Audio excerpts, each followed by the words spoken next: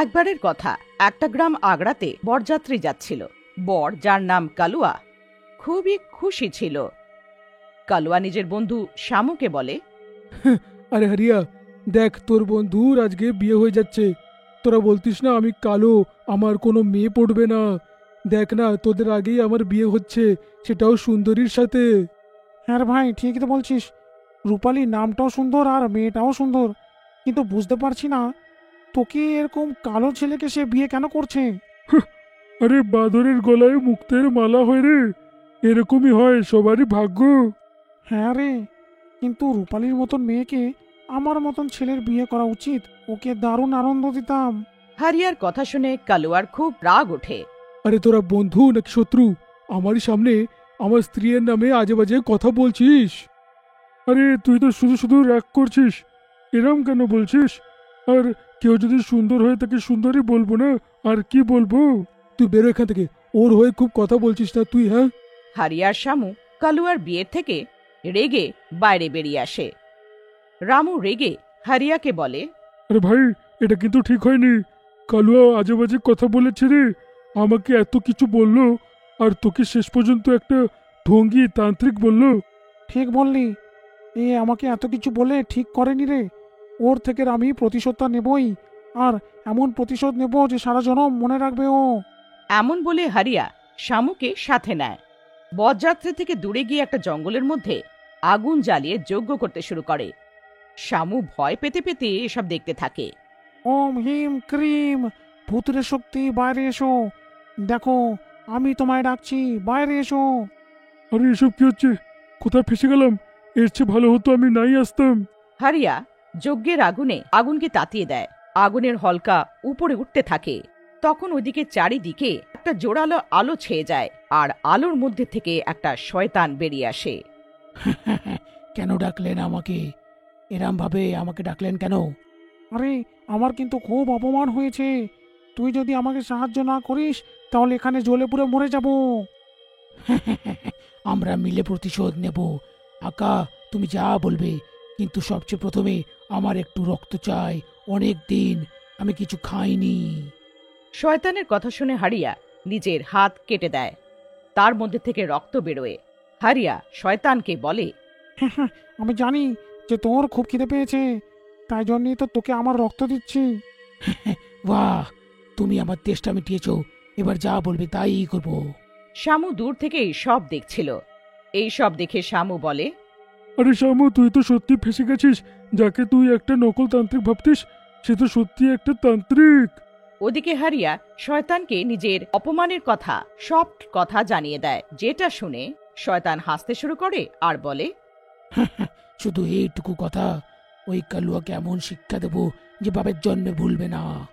এমন বলে শয়তান একটা চুটকি বাজায়। ওর চুটকি বাজানোর সাথে সাথে ওখানে একটা ডাইনি এসে দাঁড়িয়ে পড়ে আর শয়তানকে বলে, আমার ভাই শয়তান, বল আমাকে কেন মনে করেছিস? কার গেম বাজাতে হবে? বাবা, এটা তো একটা মডার্ন ডাইনি, ইংরেজিতে কথা বলে। তারপর শয়তান হারিয়ার কথা জানিয়ে দেয়। ডাইনি ওখান থেকে তারপর বেরিয়ে যায় আর একটা মেয়ের রূপে বদলে কালুয়ার বরযাত্রীতে ঢুকে পড়ে। এত সুন্দর মেয়েকে দেখে বরযাত্রী খুশি হয়ে যায়। এক বরযাত্রী, যার নাম নানহে, ডাইনির কাছে আসে আর বলে, আপনি কোথা থেকে আসছেন? একটু বলুন, আপনার পরিচয় দিন। হ্যাঁ, নানহের কথা শুনে ডাইনি বলে, একটা জোরে থাপ্পড় মারবো না, খানেই পড়ে যাবি, লম্পট কথাকার। যা, নিজের গোবরের মতন মুখ নিয়ে পালা এখান থেকে। এমন বলে ডাইনি ওখান থেকে যায় আর কালুয়ার ঘোড়ার সামনে এসে দাঁড়িয়ে পড়ে। ডাইনিকে দেখে ঘোড়াটা ঘাবড়ে যায় আর কালুয়াকে নিচে ফেলে দেয়। আরে মরে গেলাম রে, এই ঘোড়া তো আমাকে এক ক্যাঁত করে লাথি মারলো, আমার কোমর ভাঙলো। আরে আমার বাপকে ডাক। ডাইনি কালুয়ার কাছে আসে। কালুয়া কিছু বুঝতে পারার আগেই ও কালুয়ার ভেতরে ঢুকে পড়ে। কালুয়া অজ্ঞান হয়ে যায়। তখনই ওখানে কালুয়ার বাবা গোরে সিং আসে। তখনই ওখানে নান্হে আসে আর ও নিজের নোংরা মোজা কালুয়ার নাকের মধ্যে শুঁগিয়ে দেয়। কালুয়া উঠে পড়ে আর বলে, আরে এ আমাকে কে শুকিয়ে দিল রে? এটা আমার আমার দম বন্ধ হয়ে যাচ্ছে, কে সরাও। তারপর কালুয়া ওখান থেকে চলে যায়। কালুয়ার বিয়ে হয়ে যায় আর কালুয়া রাত্রে নিজের ঘরের মধ্যে যায়। ওর বউ গৌরী ওকে দেখে বলে, আরে কি হলো গো, তোমার চোখ এত লাল কেন? এমন মনে হচ্ছে যেন কোনো খুনি ডাইনি আমার সামনে। তুই ঠিকই চিনেছিস গৌরী, আমি একটা ডাইনি, আর তোর বরের প্রাণ নিতে এসেছি।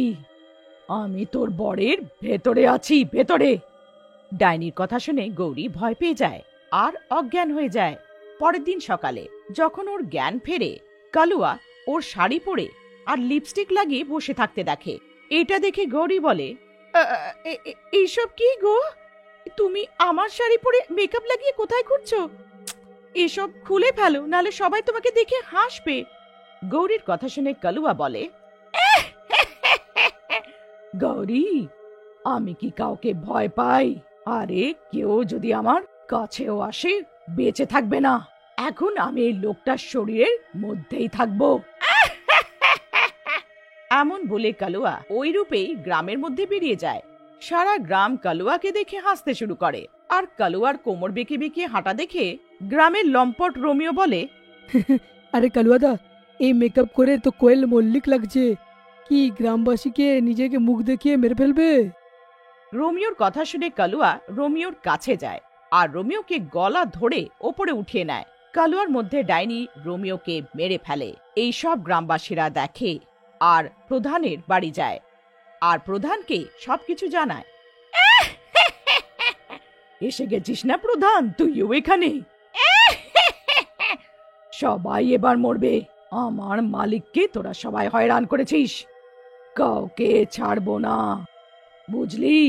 এমন বলে ডাইনি গ্রামবাসীদের দিকে এগোয়, কিন্তু তখনই গ্রামবাসীরা ওকে একটা জালের মধ্যে ফাঁসিয়ে নেয় আর লাঠি দিয়ে ওকে পেটাতে শুরু করে। ও আরে আরে মারিস না, ও আমাকে ছেড়ে দে, অনেক অনেক ব্যথা হচ্ছে। আরে ছেড়ে দে আমাকে, ছেড়ে দে, ছেড়ে দে। আরে এভাবে ছাড়বো না। নিজের মালিকের নাম বল, যার বলাতে কালুয়ার শরীরে তুই ঢুকে পড়েছিস। ডাইনি গ্রামবাসীদের সবকিছু জানায়।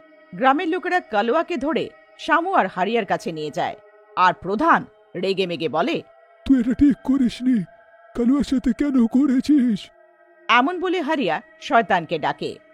শয়তান সামনে এসে গ্রামবাসীদের দিকে এগোয়, কিন্তু তখনই গ্রামের পুরোহিত ওখানে এসে যায় আর নিজের কাছে থাকা ভস্য হাওয়ায় উড়িয়ে দেয়। ভস্য চারিদিকে ছড়িয়ে যায়। কি হচ্ছে? শক্তি কাজ করছে না কেন? আরে তুই এটা কি করলি? সব শক্তি কেড়ে নিলি। এর আগে হারিয়া কিছু বুঝতে পারত। গ্রামবাসীরা লাঠি নিয়ে ওর উপরে ভেঙে পড়ে আর কিছুক্ষণের মধ্যে ওকে মেরে ফেলে। হারিয়ার মরার সাথে সাথে ওর শয়তান আর ডাইনিও মরে যায় আর কালুয়া ঠিক হয়ে যায়।